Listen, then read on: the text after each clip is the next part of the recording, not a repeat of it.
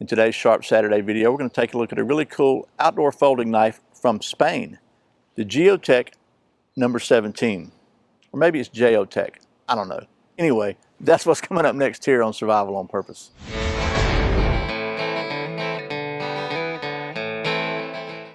Welcome back to Survival on Purpose, your home for trustworthy information and gear reviews related to camping, survival, and general preparedness for regular folks. My name's Brian. Thanks for joining me for another Sharp Saturday video. And as I said, the folks at, we'll call it Jeo-Tec, were kind enough to send me a few knives, 3 or 4 I think, to enter into the Sharp Saturday series. And this one I thought was really cool. It's an outdoor folding knife that looks really rugged. It's got some great features.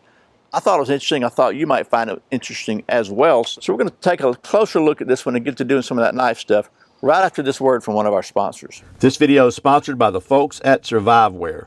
Surviveware makes the best, most organized first aid kits I've ever seen. From their small personal size to their larger first aid kit that's perfect for families and groups. They even have a survival first aid kit with added survival gear, just in case. And they recently came out with what I think is the world's first IPX7 waterproof soft first aid kit. You can save 10% on your Surviveware kit by using the coupon code PURPOSE10 at checkout. Okay, we're back, so with no more rambling, let's get down to the old stump top and get to doing some of that knife stuff. Okay, so here is the Jeo-Tec No. 17. No fancy names here. Let's talk about the specs of this thing real quick and we'll get to doing a little knife stuff. So, knife features a 3 3/4 inch drop point blade of Sandvik 12C27 steel, 0.11 inches thick. For those of you still stuck in that old metric system like they apparently are over in Spain, that's 95 millimeters long for the blade and 3 millimeters thick. Has a Scandi grind edge on it. The closed length on this knife is 4.9 inches or 125 millimeters. And the overall open length is 8.6 inches or 220 millimeters. It's available with either olive or cocobolo handles. This is the olive wood handle. And it comes with a very nice leather sheath, which has the option to do either scout carry or standard belt carry. It is a lock back design, which is a tried and true and tested lock design. And it is, as you can see, it's a manual opening. There's no nail nicks or no thumb studs or anything like that. It's old school. They offer a 100% money back guarantee if they sell these on Amazon. The price for the Hollywood version is $110, and the price for the Cocobolo, which comes, by the way, with a brown sheath, I think, is $120. So that's the specs and details. Let's get to doing some knife stuff now. Chuck Norris once killed a man with a stern talking to. Okay, let's get to doing some knife stuff with the Jeo-Tec No. 17. First of all, let's listen to this. Oh, there's Kuma barking. This thing just snaps open very, very positively. If you look on back, it's got a little bit of decoration here, seems like. A little bit of jimping here. A couple things I did notice, the liner itself right here feels really, really sharp. I mean, I don't think it's going to cut you, but if you slide your thumb down it like that, it might not feel too good. Pretty sharp right here. That's very sharp right there, too. They could probably use a little bit of rounding off there. I think I would, maybe just to hit it with a sandpaper or something, because that feels kind of uncomfortable. If you snag yourself with that, it's not going to feel good. So that would be a little room for improvement there, I think. But other than that, the handle is very, very comfortable. It's got a nice little swell to it here on the side, a little bit right there, a little bit there. Just a very traditional feeling handle, but the edge of that liner does feel really sharp to me. These things are handmade in Spain, and it has a lanyard hole drilled all the way through. The fit and finish seems to be pretty well on this knife. It's really, really solid lockup, and no wiggle, no wobble at all. And the sheath, by the way, it seems to be very well made too. Let's put that aside. I'm going to take and do a little craziness here because this is a outdoor knife and it feels pretty solid. So I'm going to do some batoning with it. I don't usually baton with folding knives, but here's a little tip that I learned somewhere, and I thought I would share it with you. The reason you don't baton with folding knives is because the hinge part of it, the pivot, is the weakest part. And so it's a place to break, obviously. But I've heard and read, and I've done this a couple times, that if you fold it down like that, where you're not really putting any pressure on the pivot, and you go ahead and just kind of tap the blade through like that, then the pivot's not supporting anything, it's just a blade. So we're going to try that, and this is some pretty stinking hard cedar here too, so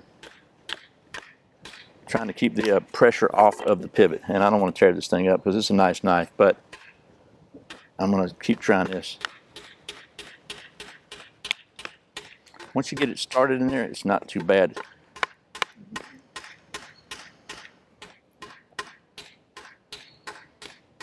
I don't think that's going to be good for it though. I'm still banging on that pivot pretty good, so.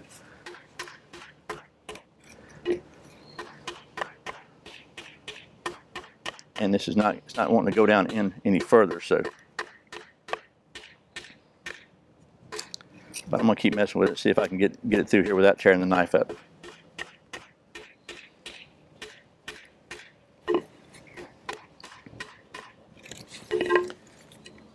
Doesn't seem to be getting any looser.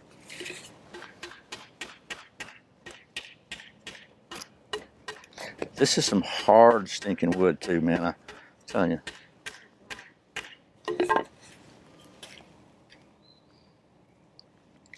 So the lock still feels pretty strong. I'm gonna keep messing with it a little bit, but I don't really think this is fair.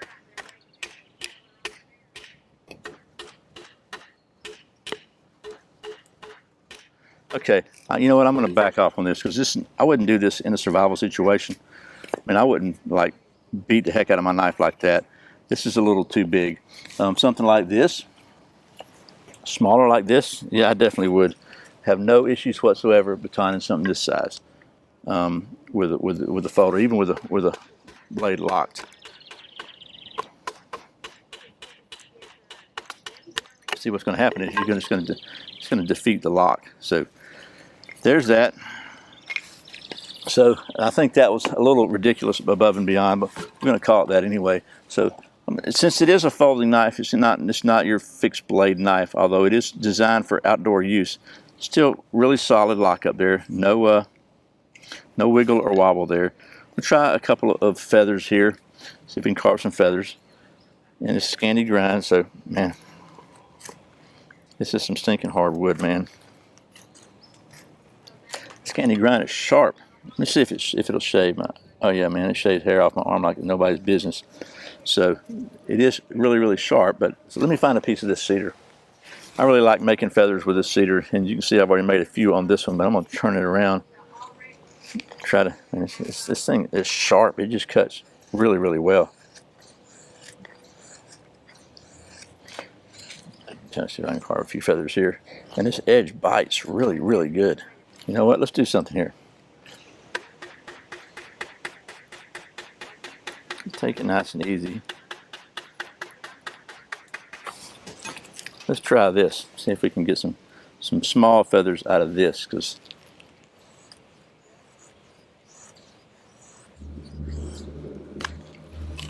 so pretty good pile of cedar feathers there. Nothing really small, but what if we did this? What if we took this sharp spine and did this? Because man,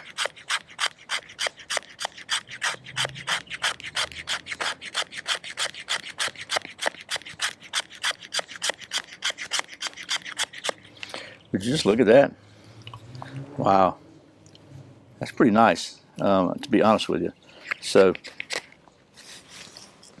what if we did this? Oh yeah, what if we did this though? You know what this is, don't you? A good old fat wood right here.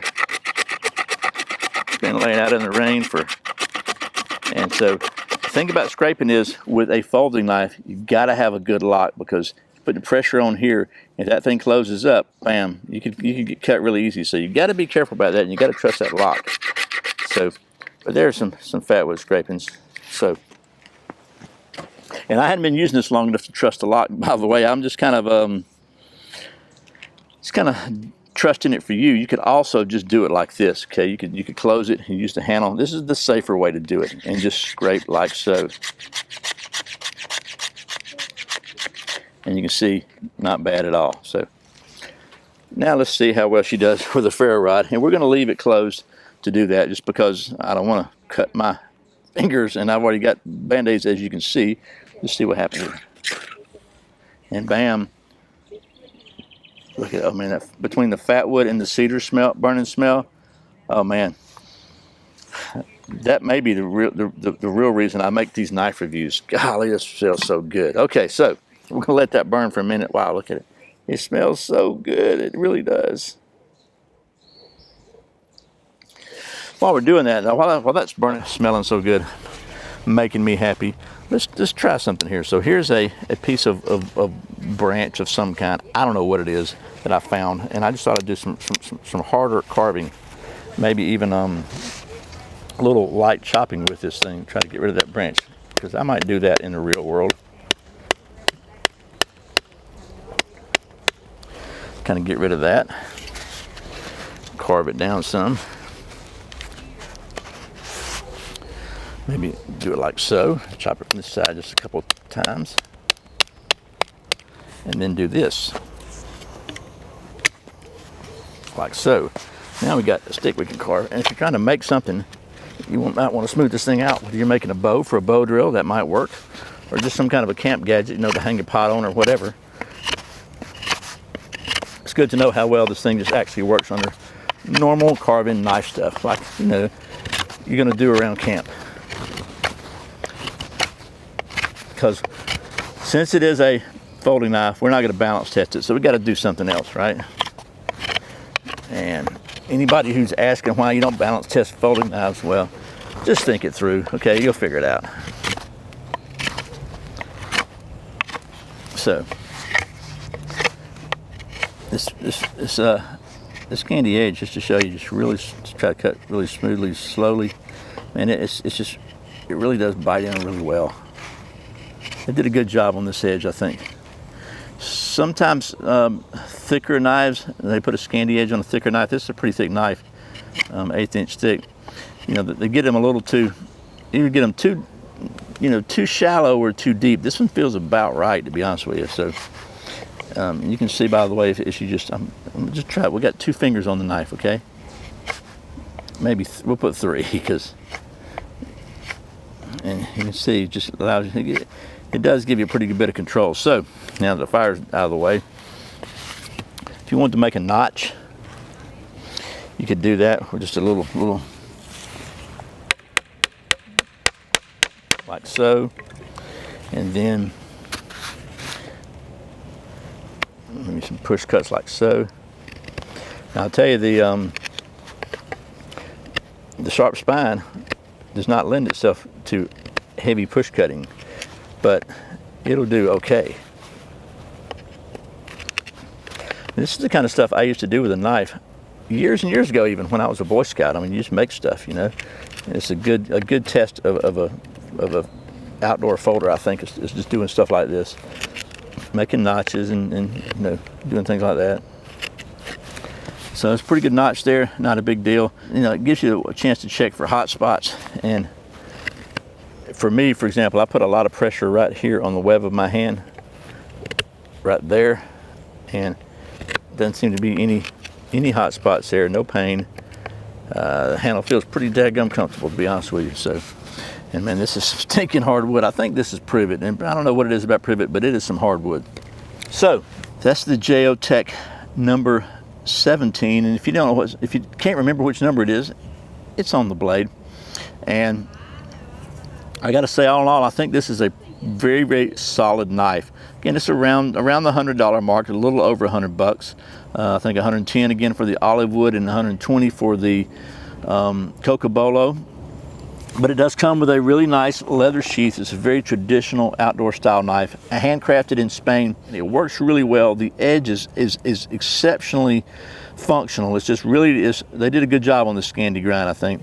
The spine is sharp. It does a great job on this. You saw it struck a ferro rod. It scrapes wood. It does whatever. It feels good in your hand. It's got a big enough handle that, you know, you don't, even if you have large hands, you can still get a good grip on it. Again, the only thing I think room for improvement that I would see on this for sure would be to just do some relief on that liner right there. The edge of that liner is just really, really sharp, and it doesn't need to be. If they just had relieved those a little bit before they put it together, or maybe even just afterwards with a little buffing wheel or something, that would probably have taken care of that. So, but other than that, Man, the workmanship on this thing is really, really good. The grind is extremely even, and it just it gets the job done. So if you're interested in checking this out, there'll be a link in the video description below. Okay, well, that was a hopefully quick look at the Jeo-Tec No. 17 outdoor folding knife. And like I said, there'll be a link in the video description where you can go and get one of these for yourself if you choose to do so. Once again, thanks to the folks at Jeo-Tec for sending me this so I can show it to you. And as always, thank you for watching Survival on Purpose. I put out a new video every Friday and Saturday, sometimes random videos throughout the week. If you want to make sure you don't miss a single one, I invite you to go right down here, survivalonpurpose.com/subscribe. Get connected with my weekly email newsletter. Every week I'll send you an email with links to previous videos, and really sometimes some really old videos you might not see otherwise, and along with any news, offers, or information I think you might find interesting. And throughout the year we're doing special stuff for the newsletter subscribers only, so if you want to take advantage of that, be sure and go subscribe. I really appreciate the support. Once again, my name's Brian. You're watching Survival on Purpose. Remember, survival's not an accident, so be prepared. I'll see you next time.